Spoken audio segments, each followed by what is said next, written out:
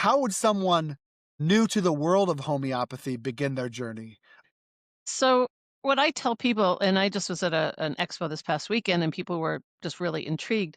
So you could just like even go to my website or the Homeopathy Primer website. We have some podcasts that are up there that people have been interviewing where we do in depth about what is homeopathy, how does it work, what do people Uh-huh. need to know. So it just kind of familiarizes people with it.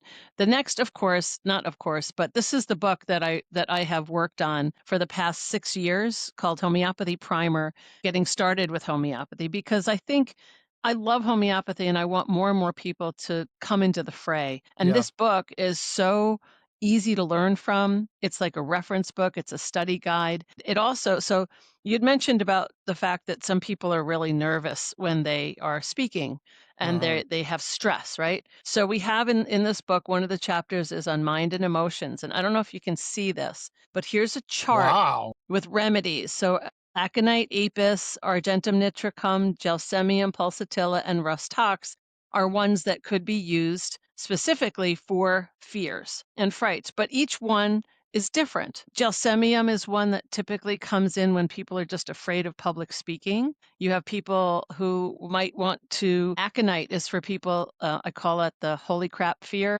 I can't do it. It's scary.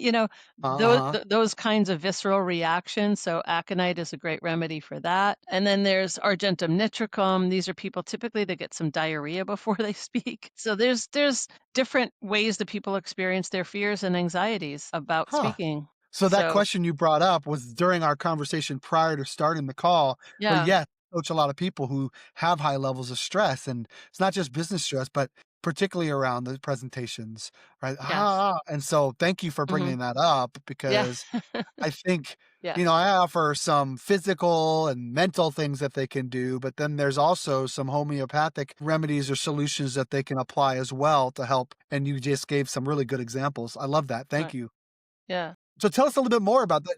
It sounds like the inspiration for the book was how did you? I mean, that's a big book. There's a lot of words in that book, and there's a lot of stuff, and that's a lot of There's research. some amazing stuff, and it's a very unique book in that it really has pretty much anything and everything that a person would need. Now, this is for acute situations. So an acute situation is something that kinda comes on suddenly, like you're gonna be speaking soon, that comes on suddenly.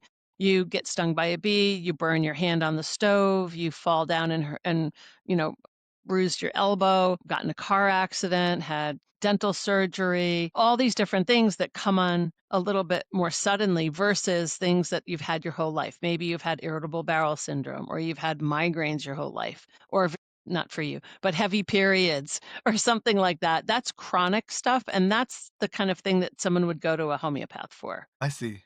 Yeah, I so see. that's a difference. But I wanted you to see this is a kit. This is a homeopathic kit that someone can buy online. This is Helios Uh huh. Homeopathy. There are 36 remedies. And I want to show you what the remedies look like because people have no idea. This is what they look like. They're these small, all these vials with all different things. They all look the same, but they're all labeled differently with these sugar pellets inside. It's what's been put on top of them is what makes it so unique. Uh huh.